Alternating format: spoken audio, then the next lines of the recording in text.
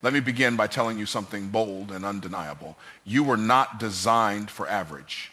You were created in the image of the Most High with divine potential encoded in your very being. The struggle, the lack, the doubt, it was never meant to be your permanent address. It's a season, not your identity. And today, right here, right now, I'm going to hand you the ultimate cheat code to step into the wealth and prosperity that was already written in your destiny. You were not placed on this earth to simply survive. Survival is the bare minimum of existence, but you were not built for the bare minimum. You were built for overflow. There is a divine signature on your life that marks you for something greater.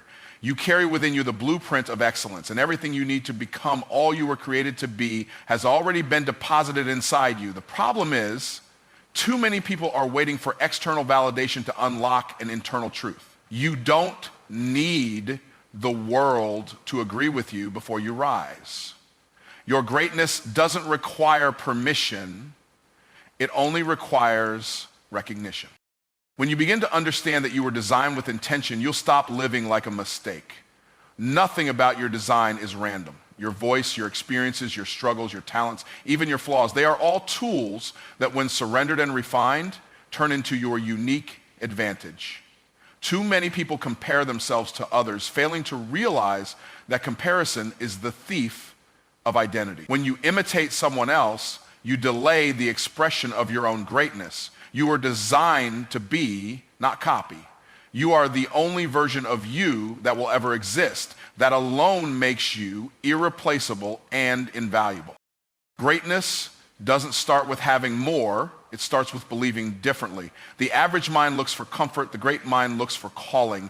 Average asks, what do I get? While greatness asks, what am I here to give?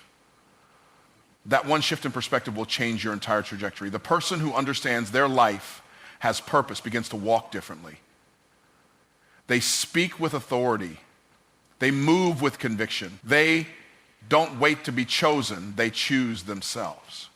And when you choose yourself, you position yourself to be chosen by others. But understand this, greatness will never be comfortable. You can't walk in greatness and stay in the safety zone. You have to step beyond the opinions of others, beyond your past mistakes, beyond the fear of failure. You will be criticized, you will be misunderstood, but don't confuse rejection with redirection. Sometimes the doors that close are just divine reroutes to where you really belong. And the people who walk in greatness are not those who never fall. They are the ones who refuse to stay down. Every gift you've been given has a reason. Your mind wasn't meant to be wasted on worry. Your hands weren't meant to stay idle. Your voice wasn't meant to stay silent. There's something you carry that the world needs. But it will not be unlocked by comfort. It will be unlocked by commitment. You have to commit to growth. Commit to showing up every day, even when you don't feel ready. Commit to speaking life over yourself, even when everything around you looks dead. That is how greatness is activated, from the inside out. Average looks for motivation. Greatness operates from revelation. There comes a moment when you realize you're no longer okay with living beneath your potential. That moment becomes your turning point. It's not always loud. Sometimes it comes in a whisper, in the middle of the night, when you're tired of faking strength and you're finally honest with yourself. That whisper says, there's more in you. Don't die, fool. And when you answer that whisper, everything begins to change. The world will offer you average because it's predictable, it's safe. It doesn't challenge the status quo. But you were not made to blend in. You were made to stand out. And the truth is, the world doesn't need more average. It needs more people who are courageous enough to live authentically, boldly, and unapologetically. Your difference is your distinction. Stop hiding what makes you powerful. Stop minimizing what makes you unique. Every time you shrink, someone misses their breakthrough. There's a responsibility that comes with greatness. It requires discipline. It demands sacrifice. It asks you to trade short-term pleasure for long-term purpose.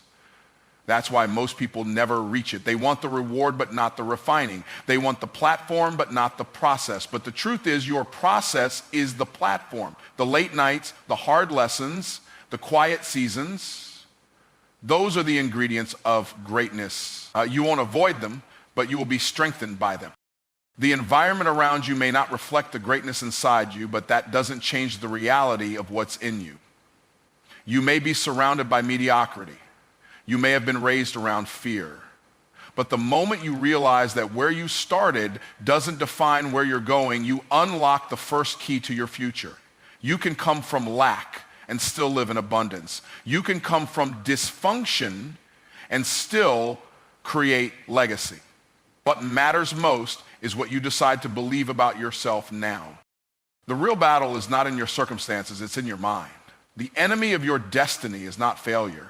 It's doubt, it's hesitation, it's delay. And if the enemy can convince you that you're average, he never has to stop you because you'll stop yourself. But the moment you decide to think differently, speak differently, and move differently, you shift from limitation to liberation. That's when you begin to live like the person you were always meant to be. Wealth is not something you run after with desperation. It's something you draw toward you with identity, intention, and alignment. The world teaches people to chase money like it's a moving target, always just out of reach. But money isn't hiding from you. It's responding to who you are, how you think, and what you consistently do. Chasing it without becoming someone who naturally attracts it is like planting a seed and then yelling at the soil to grow. Wealth doesn't respond to noise, it responds to value. The truth is, money is a tool. It's neutral. It flows toward solutions. It flows toward people who solve problems, who create impact, and who operate with excellence. When you become a person of value, money begins to seek you out. You don't have to manipulate, deceive, or compromise to receive. You just have to create value consistently and position yourself properly. People don't pay for effort. They pay for results. The more results you produce for others, the more wealth will begin to circulate in your direction. There are laws, spiritual and practical, that govern the flow of wealth. One of the most powerful is the law of attraction, not in some mystical sense, but in the sense that your inner beliefs act like a magnet. If you believe money is scarce, if you believe it's evil, if you believe it's hard to come by, then your life will reflect those beliefs. You will subconsciously repel opportunities. You'll self-sabotage. You'll underprice your value. But when you believe that wealth is abundant, that you are worthy of receiving, and that you are capable of creating value, you begin to operate from a different frequency. You can't attract what you secretly fear or resent. That's why mindset's not optional, it's foundational. If you've been taught that wanting wealth makes you greedy or that spiritual people must be broke, you will always have internal conflict, and that conflict will create resistance. But when you understand that wealth in the right hands can change lives, transform communities, and fund visions, you begin to pursue it with clarity, not confusion. The cleaner your heart, the clearer your path. Wealth is not evil, it simply magnifies the character of the person holding it. The people who attract wealth naturally are not lucky. They are aligned, they are in alignment with their assignment. They're doing what they were created to do, and because of that, money flows in their direction without unnecessary strain. This doesn't mean they don't work. It means their work is focused. Their energy is directed. Their actions are intentional. They are not chasing every opportunity. They are creating the right ones and letting the wrong ones pass. They don't chase, they choose. You attract wealth by becoming more, not by doing more. It's not about working 18 hours a day. It's about working from the right place with the right mindset and the right mission. The world will reward hustle for a while, but long-term wealth is built through strategy, systems, and stewardship. You must become a better steward of your time, your talent, your treasure. The more you master those three things, the more you'll find that wealth doesn't run from you, it runs to you. People often say, if I had more money, I'd solve more problems. But the truth is, if you solve more problems, you'll have more money. Wealth is the fruit, not the root. Your actions, your decisions, and your value creation are the roots. You can't manipulate fruit into growing. You have to nurture the root system. Focus on becoming the kind of person who delivers excellence, who shows up consistently, who builds trust, and who multiplies opportunities. That's the person wealth chases after. There is also power in clarity. When you don't know what you offer, how can you expect others to pay you for it? Vagueness is expensive. People don't pay for general, they pay for specific. If you want to attract wealth, you have to be clear about your value, your market, your message, and your mission. Clarity creates confidence, and confidence converts. Confused people don't buy, and confused people don't build wealth. The more clarity you have, the more confidence you carry, and the more compensation you attract. Another key to attracting wealth is honor. You cannot attract what you don't respect. If you look down on wealthy people, criticize success, or carry bitterness toward those who have what you want, you cut yourself off from the flow of abundance. You cannot curse what you're called to carry. Honor opens doors that hustle never will. Learn to celebrate others' success, to glean from their wisdom, to study their patterns, not with envy, but with expectation. Honor creates access. Honor attracts favor. Honor positions you to receive. Wealth responds to energy. When your energy is desperate, needy, or fearful, it repels. But when your energy is rooted in peace, purpose, and posture, it draws in the right resources and relationships. People want to invest in those who are sure of who they are, confident in what they bring, and committed to excellence. That kind of energy can't be faked. It's cultivated in the secret place, in the quiet time, in the discipline no one sees. When you build that foundation, you no longer have to chase wealth. It finds you, where you are. Your identity is the thermostat of your life. It sets the temperature for how much success, peace, love, and wealth you allow yourself to experience. Most people don't realize it, but their outcomes are capped not by their talent, not by their background, and not by their environment, but by what they believe about who they are. You cannot consistently live a life that's higher than the level of identity you've accepted. If you see yourself as average, you will sabotage anything that looks extraordinary, not because you're not capable, but because you don't believe you belong there. The biggest prison is not physical, it's mental. It's the invisible cage built by fear, shame, insecurity, and past failures. And the lock on that cage is the identity you've agreed to live by. You may have been told you're not enough. You may have failed before. You may have grown up around people who settled, but none of that defines who you are. The danger is, if you keep replaying those messages long enough, they become part of your internal script. And your life will always reflect the story you believe about yourself. Your identity shapes your behavior. If you see yourself as someone who always procrastinates, you will continue to delay even the most urgent opportunities. If you identify as someone who always struggles financially, you will find ways to spend, sabotage, or ignore every chance at increase. Your habits are just the physical echo of your internal narrative. Change your identity and your behavior will follow. But if you only try to change your behavior without addressing your identity, you'll keep falling back into the same patterns. People often try to build success on top of insecurity, but that foundation won't last. You can't out-hustle a broken identity. You can't fake confidence forever. At some point, your internal wiring will overpower your external efforts. That's why real transformation doesn't start with actions, it starts with agreement.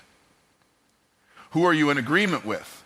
The voice of truth that says you're called, chosen, and capable? Or the voice of doubt that says you're behind, unqualified, and too late?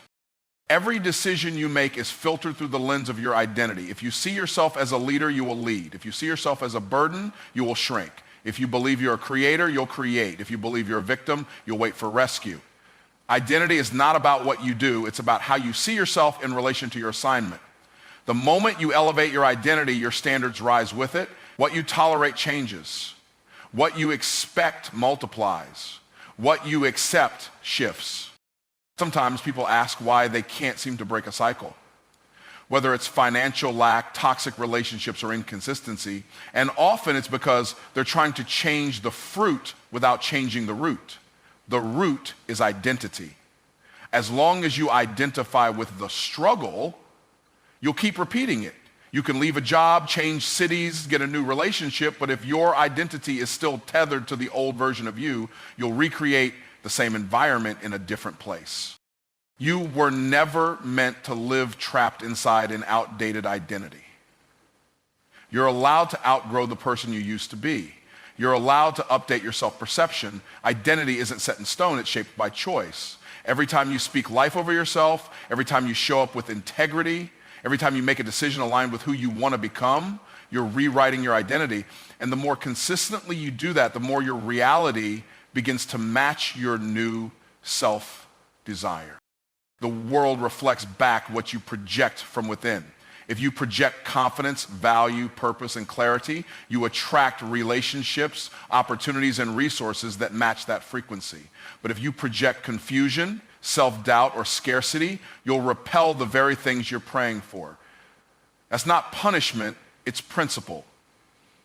You attract not what you want, but what you are. So the work is not just in changing your goals, it's in transforming your self-perception until you see yourself as someone who deserves the goals you're aiming for. Even faith is filtered through identity. You can believe in God all day long, but if you don't believe in who God says you are, you'll live a life beneath your calling. Identity is the bridge between belief and manifestation. It connects the promises of God to the choices you make. If you believe you're a steward, you'll manage resources differently.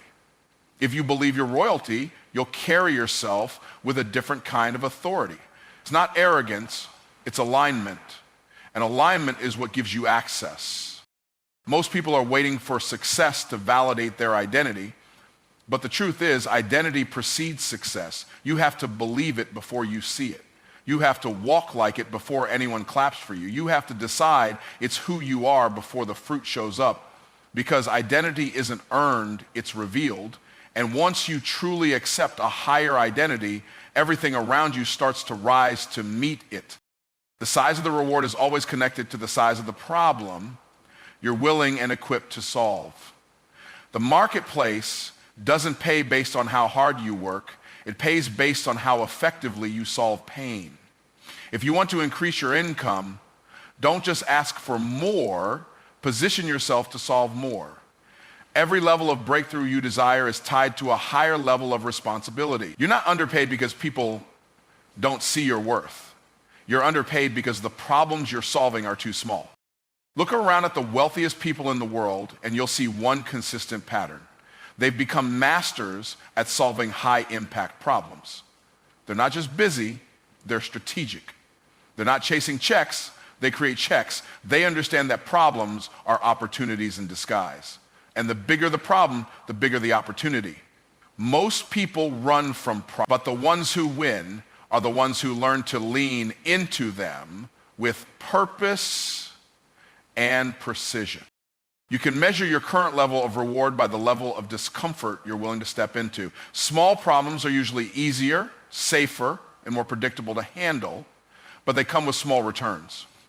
Big problems are messy, intimidating, and sometimes complex, but they carry high-value rewards. Whether you're an entrepreneur, a professional, or a creative, your income will expand or contract based on the quality of the problems you choose to engage with and the solutions you consistently deliver.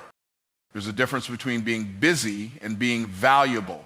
Activity doesn't always equal productivity. You can spend hours doing tasks that don't move the needle simply because they feel familiar or safe. But if you want to rise to another level, you have to start asking different questions. Whose pain can I solve? What system can I simplify? What inefficiency can I eliminate? That's how you start thinking like a problem